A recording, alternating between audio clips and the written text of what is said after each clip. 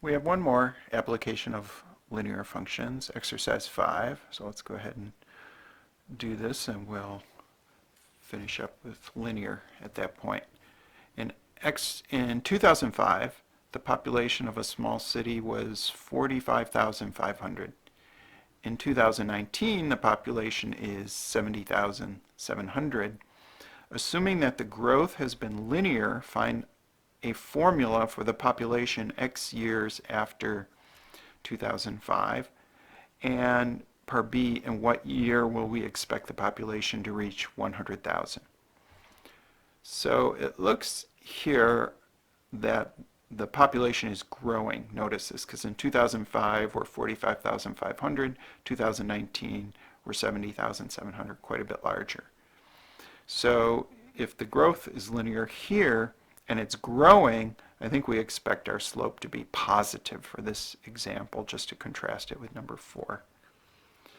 So in part A, we want to set up our function, our linear function, and they're telling me to use x here, so I'm going to write f of x equals mx plus b.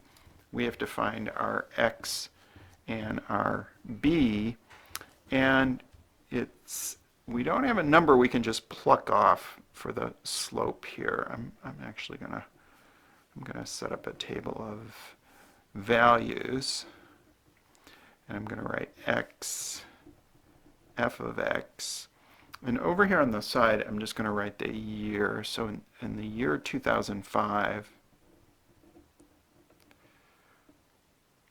they want x to be the number of years after 2005. So 2005 is like year 0, and that's when the population is 45,500. So this is like year, and this is population, right? And then in 2019, the population is 70,700. So we got to figure out what x value that corresponds to. Of course, we can't just write 19 because we didn't make 0 2000. And all I got to do is, I think I got to take 19 minus 5 is 14. Do you see that's going to correspond to x equals 14? It's like 14 years after 2005. So just a little bit of trickiness there with the way we're numbering the years. There's no reason you have to start with the year 2000. That's just convenient, and it's easier to see the values that way. But we could certainly start here with the 0 year being 2005. And so to get our b value is going to be 45,500, because that's our y-intercept value. But now we need it to calculate our slope. So let's see. The slope is the change in output over the change in input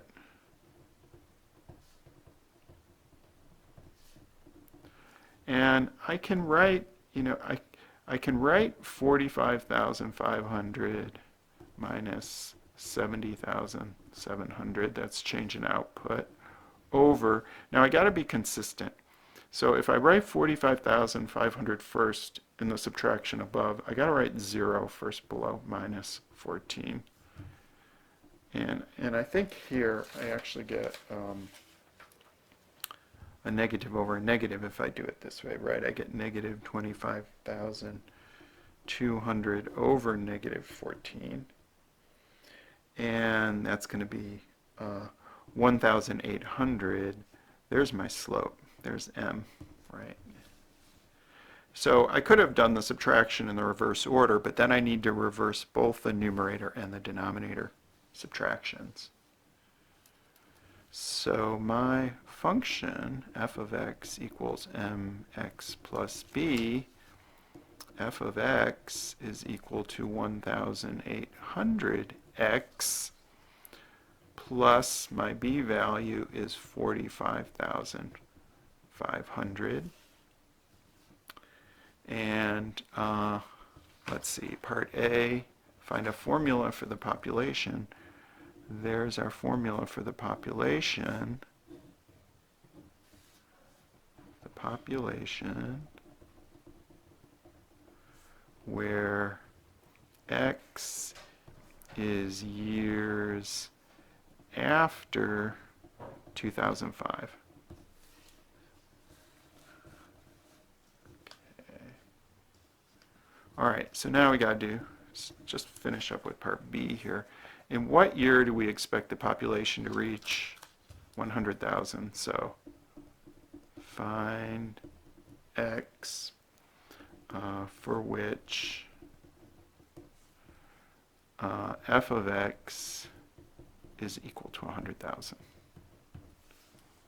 So we're going to set 100,000 equal to the function expression.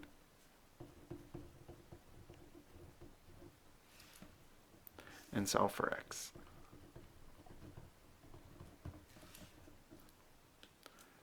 And here we go again. Let's see, I gotta subtract 100,000 minus 45,500. I get 54,500 equals 1,800x.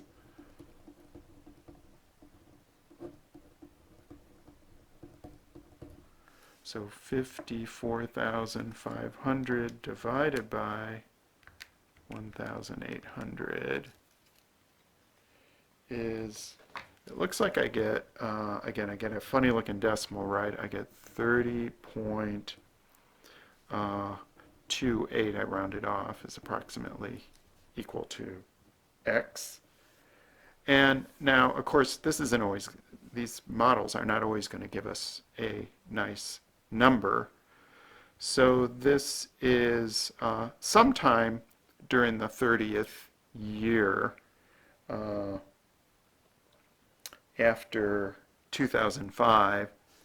So we would just say here during the year, I'm gonna add 2005 plus 30, so 2035. So during the year 2035.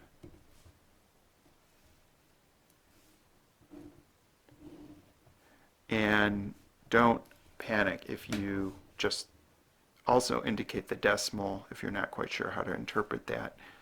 Just put that down and say, I think it's around the year 2035 or 36. That's going to be acceptable. All right, so I think we're done with exercise 5, and we're going to move on to more about rates of change in the next segment.